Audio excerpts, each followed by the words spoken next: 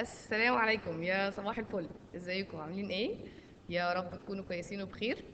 تعالوا ناخد النهارده درس جديد، الدرس الثاني في الوحده الثالثه. احنا خدنا الدرس الاولاني في الوحده الثالثه كان بيتكلم عن سطح الارض او تكون اليابس والميه. الدرس الثاني بقى بيتكلم عن عوامل تشكيل سطح الارض بتاعنا، الارض بقى اللي احنا عايشين عليها دي مش اشكالها ايه واتكونت ازاي. اول حاجه خالص هنتكلم عن اشكال سطح الارض. هي الارض كلها شكل واحد، يعني احنا واحنا مسافرين كده مع بابا وماما على الساحل ولا رايحين شرم ولا رايحين اي حته في مصر، الارض اللي جنبينا كلها شكل واحد، كلها مستويه، كلها رمله، كلها جبال، كلها سهول، كلها منخفضات؟ لا. احنا طول ما احنا ماشيين بنلاقي اشكال غريبه جدا ومختلفه من اشكال سطح الارض. زي ايه بقى؟ زي اول حاجه الجبال. الجبال دي حاجات مرتفعه جدا عن سطح الارض. تاني حاجه الهضاب. تالت حاجه التلال، الأودية والسهول. يبقى احنا قلنا عندي أشكال سطح الأرض، الحاجات اللي مرتفعة عن سطح الأرض زي الجبال، الهضاب، التلال، الأودية، السهول. أي حاجة تبقى عالية عن سطح الأرض اللي احنا ماشيين عليه. طيب، هي ايه يعني ايه مرتفعات أصلا؟ مرتفعات هي الأجزاء اللي بتعلو فوق سطح البحر. ميس انت قلت البحر مش المية مش الأرض. أيوة حبيبي أنا عارفة. ليه بقى؟ لأن سطح المية على مستوى العالم واحد، إنما سطح الأرض مش واحد، في كل مكان مختلف عن التاني. إنما سطح المية هو المقياس اللي احنا بنقيس عليه، لأن المية كلها في العالم واحدة، لو زادت أو قلت هتغرق لي القارات بتاعتها. يبقى أول حاجة تعريف المرتفعات، هي الأجزاء اللي بتعلو فوق سطح البحر. زي إيه؟ زي الجبال، زي الهضاب، زي التلال، زي الأودية. طب تعالوا ناخد عليها أمثلة. ناخد الجبال الاول. يعني ايه جبل؟ جبل خدناه من احنا في رابعه ابتدائي. يعني ايه جبل؟ ارض شديده الارتفاع ولها قمه. يعني ايه جبال؟ ارض شديده الارتفاع ولها قمه وبتعلو عن الألف متر. طيب، امثله عليها. احنا واحنا صغننين بقى كنا ناخد امثله هنا عندنا في مصر بس، زي جبل سانت كاترين مثلا، او جبال البحر الاحمر. لا، دلوقتي احنا كبرنا بقى وبقينا كبار كده وناخد على العالم. هناخد امثله على جبال العالم. جبال الألب في أوروبا، سلسلة جبلية اسمها جبال الألب في أوروبا. عندي جبال الهيمالايا في آسيا. عندي جبال الإنديز في أمريكا الجنوبية. وجبال البحر الأحمر في مصر أو في أفريقيا. يبقى ناخد أمثلة عليهم. جبال الألب أوروبا، الألب ب أوروبا ب، الألب في أوروبا، جبال الألب في أوروبا. جبال الهيمالايا في آسيا. جبال الهيمالايا دي هي أعلى جبال في العالم، وفيها أعلى قمة جبلية في العالم. حد عارفها؟ إيفرست، برافو، أعلى قمة جبلية في العالم قمة إيفرست. وأعلى جبال في العالم أو أكبر سلسلة جبلية في العالم هي جبال الهيمالايا، ودي موجودة في آسيا. وعندي جبال الإنديز في أمريكا الجنوبية. وعندي جبال البحر الأحمر في مصر. طيب، ممكن نوزعهم على الخريطة. عندي هنا في آسيا، هنا في النص هنا، اسمها جبال الهيمالايا. عندي في أوروبا هنا جبال الألب. بص، هو أول ما يقول لي كلمة جبال وفي آسيا هي الهيمالايا. جبال في أوروبا الألب. جبال في أفريقيا هنا جبال البحر الأحمر. طب في أمريكا الجنوبية على ماشية مع الشريط اللي على الساحل كده، جبال الإنديز. يبقى احنا عندنا كام نوع من الجبال او كام مثال عليهم؟ اربعه. جبال الألب في اوروبا، جبال الهيمالايا في اسيا، جبال الانديز في امريكا الجنوبيه، وجبال البحر الاحمر في مصر. يعني ايه جبل اصلا؟ اراضي مرتفعه عن سطح الارض ولها قمه.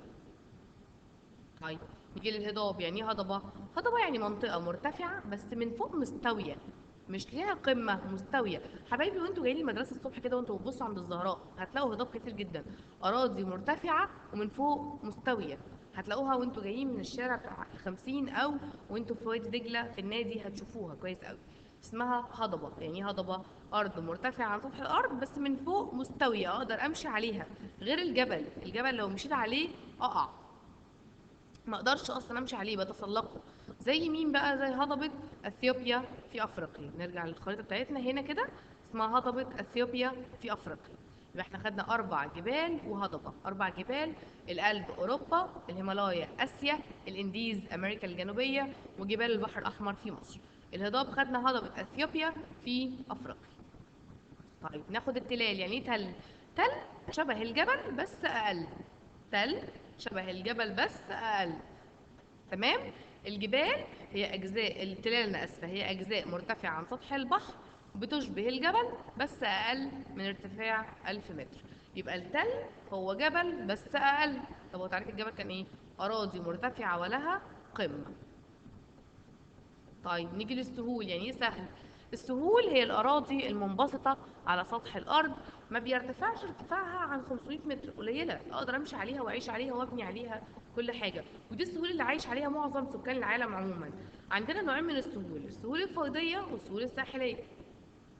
برافو، هي نفس الانواع اللي احنا اخدناها واحنا في رابعه ابتدائي. السهول الفيضيه اللي جنب الانهار زي سهول نهر النيل اللي احنا عايشين عليها اصلا اسمها سهول فيضيه. طيب وبتكون فيها سهل الزراعه وكثره الزراعه. السهول الساحليه المطله على سواحل البحار زي المدن الساحليه، غردقه، اسكندريه، بحر احمر، اي حاجه من دول. تمام. طيب يبقى السهول احنا عندنا نوعين، نوع سهول ساحليه على البحر، الجزء اللي جنب البحر ده بسميها سهول ساحليه، ونوع سهول فيضيه اللي هي بتبقى جنب الانهار. طيب يعني ايه وادي بقى؟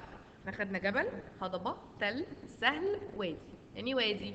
هي الاراضي المنخفضه المستطيله، ايه، ضيقه، ومن جنبها مرتفعات. يعني اي منطقه على الجنبين مرتفعات وفي النص منخفضه بسميها وادي. السهول هي كده كده اراضي منخفضه، انما الاوديه هي الاراضي المنخفضه على جانبيها مرتفعات، زي وادي النيل في مصر، على الشرق والغرب جبال مرتفعات من هضاب موجوده في الصحراء الشرقيه والصحراء الغربيه. يبقى الأراضي المنخفضة على جانبيها مرتفعين، يطلع بقى جبل وهضبة، يطلع هضبة وتل، يطلع جبلين، منطقة حواليها مرتفعين.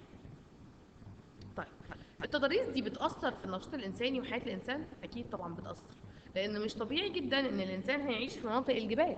الإنسان هيدور على المناطق اللي فيها سهول أو أودية يقدر يعيش فيها. يبقى بالتالي لو المكان مختلف في شكل تضاريس، يعني جبل أو هضبة أو تل أو وادي، هيبقى مختلف في عدد السكان وتوزيع السكان طبعا. يبقى أثر التضاريس على المناخ أو على التوزيع السكاني، هقول له إن هي بتأثر لي على توزيع السكان، وبتأثر لي على المناخ، وبتأثر لي على حياة الإنسان، النشاط البشري بتاعه. فبالتالي هقول له إن الطبيعي إن السكان يكونوا موجودين في المناطق السهلية، سواء بقى السهول الفيضية أو السهول الساحلية. طيب نيجي بقى لعوامل تشكيل سطح الأرض. إيه اللي بيخلي شكل الأرض يختلف؟ هقول له أول حاجة إن أنا عندي عوامل باطنية جاية من باطن الأرض، وعوامل خارجية تحصل على سطح الأرض من فوق. يبقى أنا عندي عوامل تشكيل سطح الأرض، عوامل باطنية وعوامل خارجية. العوامل الباطنية فيها نوعين، بطيئة وسريعة. أما العوامل الخارجية هم 3 أنواع، تعرية مائية، تعرية هوائية، تعرية جليدية. طيب ناخدهم واحدة واحدة مع بعضينا. نبتدي بالعوامل الباطنية. الباطنية هناخد الأول البطيئة. أولا العوامل الباطنية السريعة، أنا آسف، السريعة عبارة عن الزلازل والبراكين. طيب يعني ايه زلازل اصلا؟ الزلازل هي هزات ارضيه سريعه جدا بتحصل في القشره الارضيه، ممكن تكون مدمره لدرجه ان الزلزال ممكن يهد مدن ودول، ممكن تكون ضعيفه احس بيه خفيف، او غير محسوس خالص يحصل بس انا ما احسش بيه كانسان. تمام.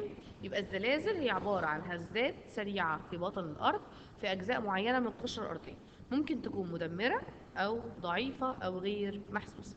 طيب ازاي الزلزال ده ممكن يشكل لي في سطح الارض؟ السؤال ده مهم جدا بيه كتير.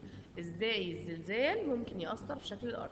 احنا قلنا ان الزلزال عباره عن هزات سريعه في سطح الارض، وده ممكن يحصل انه يعمل كسر في القشره الارضيه، تصدع او كسر في القشره الارضيه. طب لما يحصل تصدع او كسر في القشره الارضيه يحصل ايه؟ مناطق ترتفع ومناطق تنخفض. طب لو المناطق دي فيها ميه، لو ارتفعت هتنخفض المياه، ولو انخفضت هتغمرها او تغرقها الميه.